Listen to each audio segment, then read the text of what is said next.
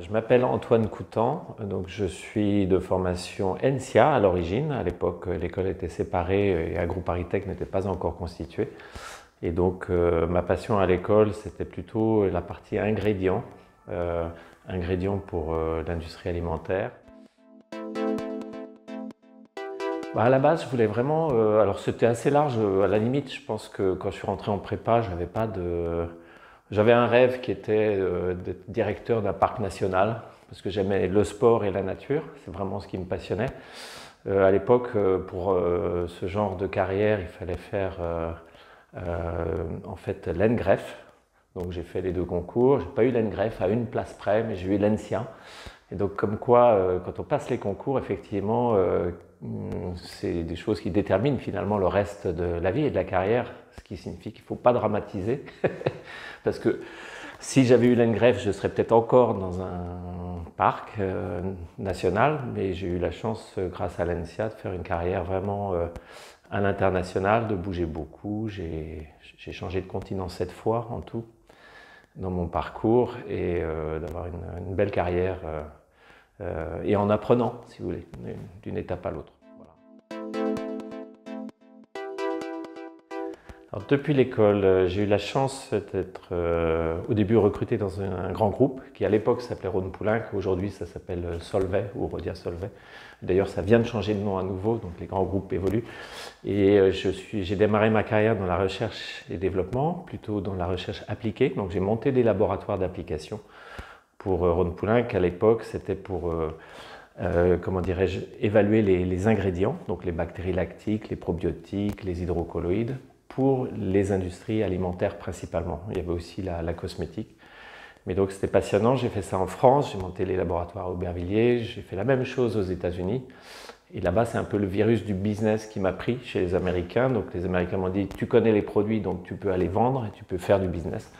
Donc j'ai fait ma transition vers le business là-bas, quand j'étais sur le continent américain. C'est là-bas que je me suis marié aussi à l'époque avec une jeune américaine. Nous étions tous les deux jeunes à l'époque. Puis en fait, donc j'ai fait du business développement. Ensuite, on m'a proposé de créer la division ingrédients alimentaires pour l'Amérique latine. Donc je suis parti au Brésil, j'ai créé la division là-bas. On avait 3 usines, une en Colombie, une au Guatemala et une au Brésil. Tout à fait passionnant comme aventure. Ensuite, retour en France, j'ai fait de la direction industrielle, puis je suis parti en Asie, j'étais directeur général pour l'ensemble de l'Asie, pour les ingrédients alimentaires à nouveau. Et puis ma division a été vendue en fait à un groupe danois à l'époque, et ça m'a donné l'occasion de changer complètement de carrière et de passer à l'entrepreneuriat. C'est-à-dire que je suis rentré en Bretagne à l'époque, et j'ai créé Diana Naturals, qui est une entreprise qui transforme des produits agricoles frais en ingrédients à haute valeur ajoutée. 120 000 tonnes de fruits et légumes. Pour donner une petite idée, c'est aujourd'hui une activité qui existe et qui est florissante, puisque les ingrédients naturels, c'est vraiment une tendance forte de l'alimentaire. Ça fait partie du groupe Symrise. Je suis ensuite j'ai transitionné vers l'agritech à partir de quand je suis sorti de Diana. L'agritech, c'est-à-dire ma spécialité, ça a été le remplacement des pesticides par des produits biotechnologiques à l'époque. Donc j'ai dirigé la start-up Agroxine, qui a été rachetée par le groupe Le Safre, qui est un grand groupe français bien connu d'AgroParisTech, je pense, donc basé à Lille. À l'époque, le directeur général Antoine Baul m'a demandé une fois Agroxine intégrée dans le groupe Le Safre, il m'a demandé de rester, de créer la direction stratégie pour le groupe, stratégie, intelligence économique et affaires publiques. Donc j'ai fait ça pendant quelques années. J'ai vraiment adoré. Et puis mais j'étais à nouveau dans un grand groupe. Et donc plus récemment, je suis repassé, je voulais travailler vraiment sur les startups, le monde des startups. Donc j'ai intégré Go Capital, et à l'origine c'était Grand Ouest Capital, c'est un fonds d'amorçage et de développement qui est sur la région Ouest et qui finance des jeunes entreprises principalement ou des PME. Et un fonds très dynamique dirigé par des jeunes principalement. Et j'ai adoré ça. J'étais directeur d'investissement pour le fonds Go Capital pendant 3 ans. Et là, BPI France m'a contacté en fait à cette occasion en disant Monsieur Coutan, est-ce que ça vous intéresserait de créer un start-up studio dédié à l'agritech? Et donc j'ai dit bien sûr. Qu'est-ce que c'est qu'un start-up studio? clé. C'est-à-dire qu'on n'est pas un incubateur, on n'est pas un accélérateur de start-up, nous sommes une entreprise, une SAS, et nous créons les start-up avec des entrepreneurs. C'est-à-dire que des entrepreneurs qui ont des idées peuvent venir chez AgriLife Studio et co-créer les start-up avec nous. Soit les entrepreneurs, soit on travaille avec des établissements de recherche et d'enseignement, comme AgroParisTech d'ailleurs. On travaille beaucoup avec Grégoire Burger et Sylvain et les équipes pour identifier des nouvelles possibilités de créer des start-up. C'est AgriLife Studio, donc c'est un start-up studio, on y reviendra peut-être tout à l'heure, qui est une entreprise à mission dédiée à l'entrepreneuriat pour l'agriculture, pour l'alimentation saine et durable et pour l'économie circulaire autour de l'agriculture. Donc on est toujours dans le vivant. L'idée, c'est de répondre aux enjeux majeurs de l'agriculture d'aujourd'hui et de demain. Et donc, et je crois beaucoup aussi à l'innovation, à l'apprentissage, un peu à la patience aussi, parce que entreprendre pour l'agriculture, c'est aussi quelque chose qui prend du temps. Mais nous ne sommes pas destinés à rester ad vitam aeternam dans ces startups. Une fois qu'elles sont créées, qu'elles décollent, tout va bien et on sort. L'idée avec mon associé Priscilla Roger-Pagès, qui a co-créé AgriLife avec moi, c'est que si on fait par exemple des exits intéressants en termes financiers, c'est qu'on va créer une fondation pour l'agriculture et on va reverser la moitié de nos proceeds, c'est-à-dire de nos gains, dans cette fondation, de sorte qu'on puisse avoir un effet de levier grâce à l'entrepreneuriat à l'origine, pour non seulement créer des entreprises innovantes, mais aussi contribuer à l'agriculture via une fondation. En fait, notre but, c'est de créer à peu près une dizaine de startups entreprises à mission. Qu'est-ce que ça veut dire? C'est des entreprises qui auront un impact positif sur l'agriculture au sens large, mais c'est l'agriculture, l'environnement, le climat, l'alimentation saine et durable, l'économie circulaire.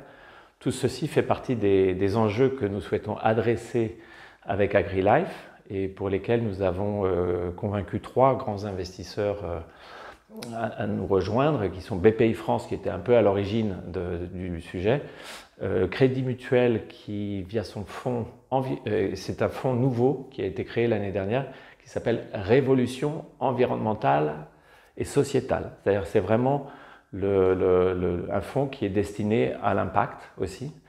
Et le 3e investisseur, c'est la banque Arkea, qui est plutôt sur l'ouest de la France et qui est une entreprise à mission elle-même. Ce sont les 3 investisseurs qui nous ont permis de boucler notre levée de fonds le 21 décembre dernier. Sur la base, effectivement, on a déjà, ça fait 2 ans qu'on travaille avec Priscilla sur ce projet, donc on a déjà un certain nombre de projets. On en a évalué une 50aine, on en a un peu moins de 10 aujourd'hui sur lesquels on travaille, qui sont très divers. Ce n'est pas forcément de la deep tech ou biotech. Ce qui compte pour nous, c'est de répondre à un enjeu majeur de l'agriculture. Donc d'abord, c'est ça la clé d'entrée.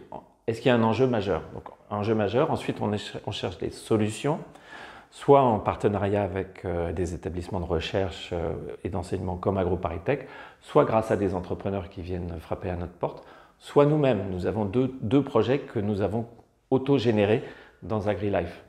Donc à partir de là, donc grâce à nos investisseurs, on a les moyens, effectivement, on a levé 25 millions d'euros, de co-créer ces premières entreprises et de les accompagner financièrement, mais pas que financièrement, c'est-à-dire qu'on mouille notre chemise, on met les mains dans le cambouis et on est entrepreneur nous-mêmes, c'est-à-dire qu'on est aux côtés des entrepreneurs, on dépose avec eux le cabis, on a les aspects juridiques, on a les aspects communication, on a les aspects R&D, on a les aspects go-to-market, trouver le marché, évaluer le marché. On a les aspects réglementaires souvent. Dans le parcours réglementaire d'une start-up dans l'agritech, c'est compliqué. Donc nous, ce qu'on apporte, c'est cette expérience qui permet à l'entrepreneur aussi de se focaliser sur son entreprise, beaucoup plus que s'il fallait découvrir tout à la fois, ce qui est souvent le cas des entreprises qui se créent. C'est ce qui fait qu'il y a une certaine efficacité derrière.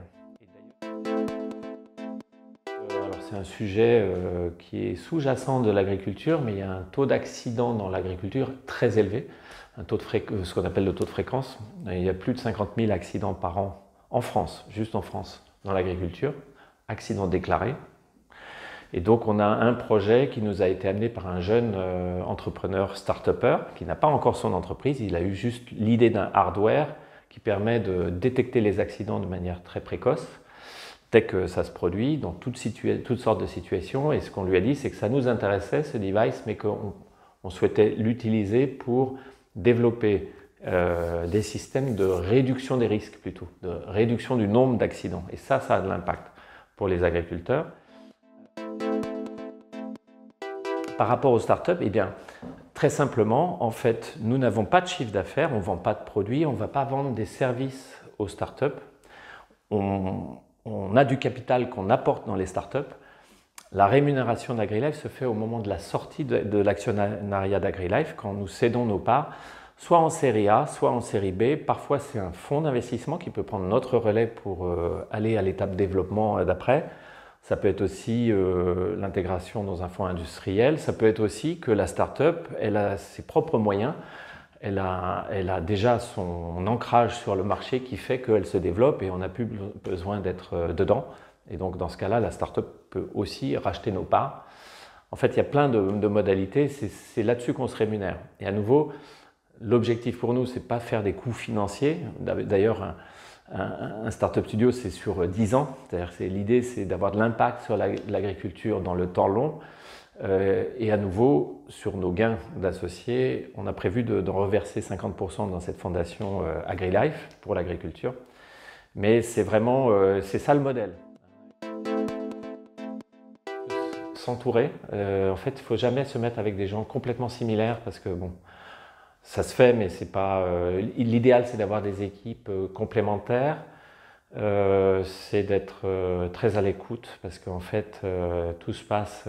On n'est jamais seul à résoudre tout.